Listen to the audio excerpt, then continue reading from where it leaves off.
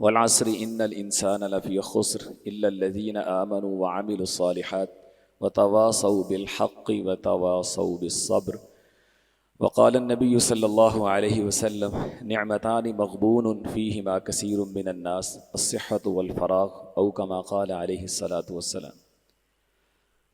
قابل صد احترام سامعین کرام، کسی دانشور نے اپنے مخاطب لوگوں سے پوچھا کہ بتائیں سب سے زیادہ قیمتی چیز کون سی ہے؟ جواب دینے والوں میں سے کسی نے کہا سونا سب سے زیادہ قیمتی ہے، کسی نے کہا چاندی قیمتی ہے، کسی نے کہا کوئی عمارتیں قیمتی ہیں، فلاں چیز قیمتی ہے، فلاں چیز قیمتی ہے۔ جب لوگوں نے مختلف طرح کے جواب دیے تو وہ سکالر دانشور کسی آدمی کے جواب پہ مطمئن نہیں ہوا، اس نے کہا تم میں سے کسی کا جواب درست نہیں ہے۔ تو حاضرین نے پوچھا پھر آپ بتائیں کہ سب سے زیادہ قیمتی چیز کون سی ہے؟ تو اس نے کہا کہ سب سے زیادہ قیمتی چیز وقت ہے۔ ٹھیک ہے، جو وقت ایک بار گزر جاتا ہے آپ پوری دنیا کا مال و متاع اور پوری دنیا کا سامان بیچ کر کے بھی آپ اس کو خرید نہیں سکتے۔ تو وقت جو ہے یہ سب سے زیادہ قیمتی چیز ہے، اسی لیے ایک کہنے والے نے کہا ہے کہ وقت دو دھاری تلوار ہے۔ ٹھیک ہے، کہ اگر آپ اس کو نہیں کاٹیں گے تو یقطع کا یہ آپ کو کاٹ دے گا۔ ٹھیک ہے، یہ گزر جائے گا۔ وقت کسی کا انتظار نہیں کرتا ہے، ہمیں وقت کا انتظار کرنا پڑتا ہے۔ گویا ہم وقت کے غلام ہیں، وقت ہمارا غلام نہیں ہے۔ ٹھیک ہے، ہم سب وقت کے پابند ہیں، غلام ہیں، ہمیں وقت کے اندر اندر وہ کام کرنا ہے۔ اگر ہم نہیں کریں گے تو وقت گزر جائے گا۔ وہ نہ کسی چھوٹے کو دیکھتا ہے نہ کسی بڑے کو دیکھتا ہے۔ لوگوں نے ایسے باتیں بنا رکھی ہیں کہ جی سیدنا بلال رضی اللہ عنہ نے ایک دفعہ اذان فجر نہیں کہی تو سورج طلوع نہیں ہوا۔ ٹھیک ہے، حالانکہ ایسی بات نہیں ہے، بلکہ اس کے برعکس احادیث کے اندر ہمیں یہ واقعہ ملتا ہے کہ سیدنا بلال رضی اللہ عنہ مشرق کی طرف منہ کر کے سوئے ہوئے ہیں اور انتظار میں ہیں کہ جیسے فجر طلوع ہوگی میں اذان کہہ دوں گا، لیکن ان کی آنکھ ایسی گہری لگی کہ انہیں پتہ ہی نہیں چل سکا، یہاں تک کہ سورج طلوع ہو گیا تب بھی پتہ نہ چلا۔ نبی کریم صلی اللہ علیہ وآلہ وسلم سب سے پہلے بیدار ہوئے اور پھر آ کر کے حضرت بلال سے پوچھا کہ بلال وہ تو نے رات جو کہا تھا کہ میں تمہیں بیدار کروں گا وہ کہاں گیا تمہارا وعدہ؟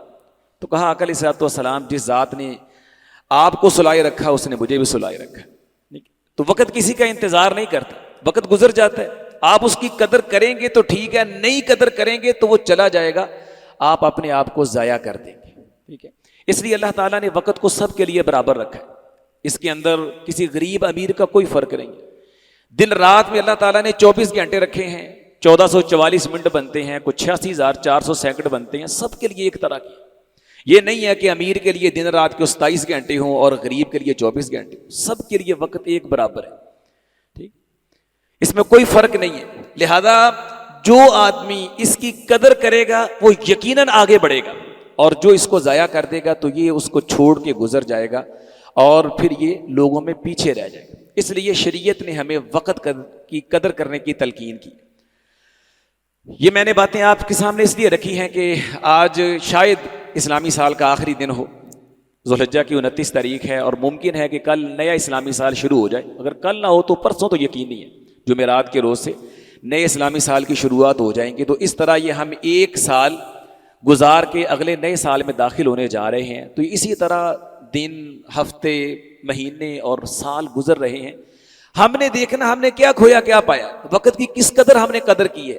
ہم وقت کی قدر کرنے والوں میں ہیں، اس کا لحاظ رکھنے والوں، اس کا خیال رکھنے والوں میں ہیں، یا یوں ہی وقت کو ضائع کر دینے والے ہیں؟ اگر ہم اس کا لحاظ رکھنے والے، خیال کرنے والے ہیں تو پھر یقیناً ہم ترقی کی طرف بڑھ رہے ہیں۔ اور اگر ہم ایسے ہی وقت گزاری سے کام لے رہے ہیں، وقت ضائع کیے جا رہے ہیں، تو پھر یقیناً ہم اپنا استحصال کر رہے ہیں۔ ٹھیک، ہم اپنے آپ کو ضائع کر رہے ہیں، اور اللہ تعالیٰ معاف فرمائے اکثر ہماری حالت یہی ہے۔ آج ہمارے جو زوال کی بڑی وجوہات ہیں ان میں ایک بڑی وجہ یہ ہے ہم وقت کی قدر کرنے والے نہیں، ہم من حیث القوم وقت کو سب سے زیادہ ضائع کرنے والے۔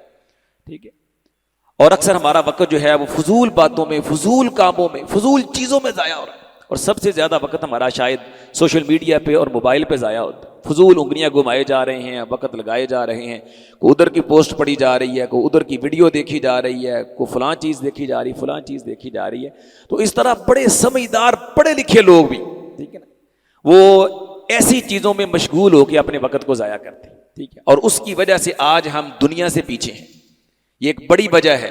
ٹھیک ہے، آپ اس کے جتنے مرضی اور جوازات نکال لیں یا کوئی اور چیزیں نکال لیں، لیکن اصل بڑی وجہ یہ جن لوگوں نے وقت کی قدر کی ہے پھر آج بھی وہ تاریخ کی پیشانی میں جلی حروف کے اندر اپنا تذکرہ پاتے ہیں۔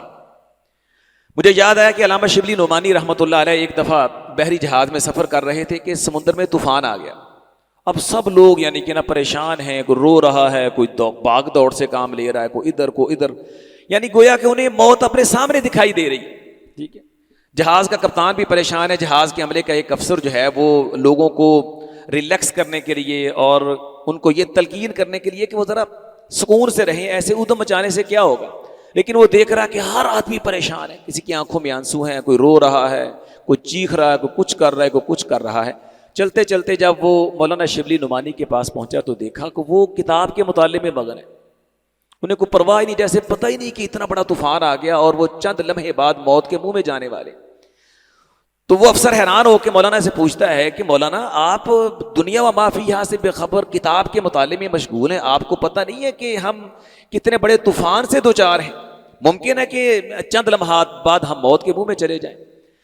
تو مولانا نے یعنی کہ نا بڑی تمانیت سے جواب دیا، کہنے لگے اس میں پریشانی والی کون سی بات ہے، ٹھیک ہے نا، جو چیز لکھی ہے وہ تو آ کے رہنی ہے، اور میرے سامنے نبی کریم صلی اللہ علیہ وآلہ وسلم کا یہ فرمان ہے کہ آپ نے فرمایا کہ اگر تمہیں پتہ چل جائے کہ قیامت قائم ہونے والی ہے، قیامت آ رہی ہے اور تمہارے ہاتھ میں کسی درخت کی کلم ہے جس کو تم زمین میں لگا کر کے اس کو درخت کے لیے اگا سکتے ہو، تو فلیغرسھا، اس کو گاڑ دو، یعنی اتنا وقت بھی اگر تمہیں ملا تو وقت ضائع نہ کرو کہ کیا ہو جائے گا، اب اس میں کون سا بڑا ہونا، اب تو قیامت آ رہی ہے، نہیں، فرمایا تم وقت کو کام میں لاؤ اور یہ سوچ کر کے کہ قیامت آ گئی اب کیا فائدہ، وقت ضائع نہ کرو بلکہ وقت کو استعمال میں لاؤ، ٹھیک۔ اس لیے اگر اللہ نے مجھے کوئی وقت دے دیا، فرصت ملی، تو میں کیوں ضائع کروں، ایسے یعنی بلکتا رہوں، چیختا رہوں، روتا رہوں، اپنے وقت کو ضائع کروں، اس سے بہتر ہے کہ میں اپنے وقت کا صحیح استعمال کروں، ٹھیک ہے۔ لہٰذا جو وقت ملا ہے وہ میں کتاب کا مطالعہ کر رہا ہوں۔ تو یہ ہے بڑے لوگوں کا شعار، ٹھیک ہے، جن لوگوں نے ترقی کی ہے، جن لوگوں نے دنیا کے اندر اپنا اثر اور نام چھوڑا ہے، ٹھیک ہے۔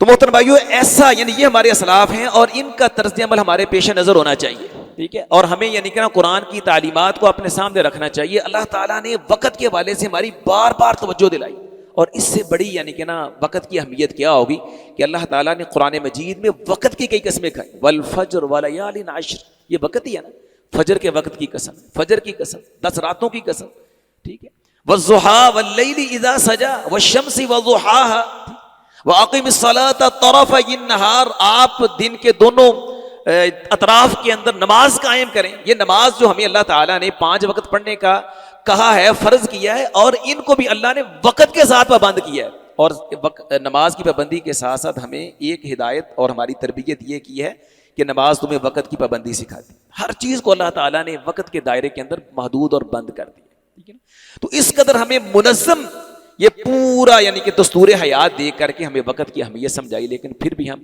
پوری طرح سمجھنے کے لیے تیار نہیں، ٹھیک ہے۔ تو جب ہم وقت کی اہمیت سمجھ جائیں گے اور وقت کے پابند ہو جائیں گے اور اپنے وقت کو ہم بچانے والے اور اس کی حفاظت کرنے والے ہوں گے، سمجھ لیجئے کہ اسی دن سے ہماری ترقی کا رستہ جو ہے وہ شروع ہو جائے گا۔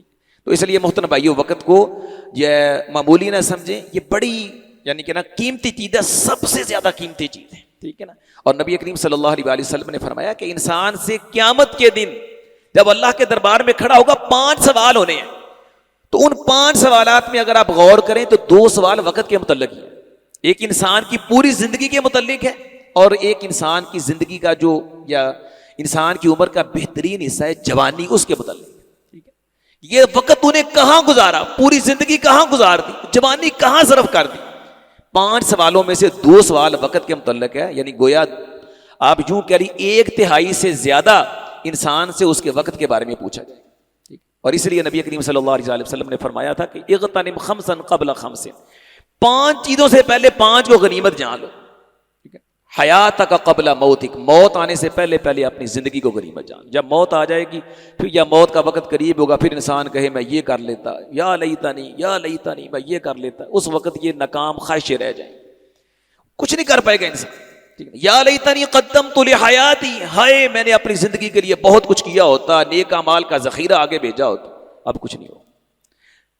اس سے بہتر ہے کہ انسان اب اپنی زندگی کو غنیمت جان لے۔ شبابک قبل حرمک، فرمایا کہ اپنی جوانی کو بڑھاپے سے پہلے غنیمت سمجھو، ٹھیک ہے نا، صحتک قبل سقمک، بیماری سے پہلے پہلے اپنی صحت کو غنیمت جان لو، غنا کا قبل فقرک، ٹھیک، اللہ نے مالداری دی ہے تو اس مالداری کو اور اس تبنگری کو، فقیری اور تنگ دستی پہلے پہلے غنیمت جان لو، ٹھیک ہے؟ تو یہ نبی کریم صلی اللہ علیہ وآلہ وسلم نے فراغ کا قبل شغلک، اور اللہ تعالیٰ نے اگر آپ کو یعنی کہ نا فارغ البال بنایا ہے، اللہ تعالیٰ نے اگر آپ کو موقع دیا ہے، آپ کے پاس فرصت ہے، اس فرصت کو مشغولیت سے پہلے پہلے غنیمت جان، فرمایا ان 5 چیزوں کو 5 سے پہلے پہلے غنیمت جان۔ تو جو لوگ ان کو غنیمت جاننے والے ہیں پھر واقعتاً انہوں نے بڑا نام بھی کمایا ہے اور ترقی بھی کی ہے، عروج تک پہنچے۔ اور جن لوگوں نے وقت کی قدر نہیں کی ہے، وقت پھر گزر گیا ہے اور پھر یعنی کہ نا وہ لوگ ایسے ہی ناکام اور نامراد رہے۔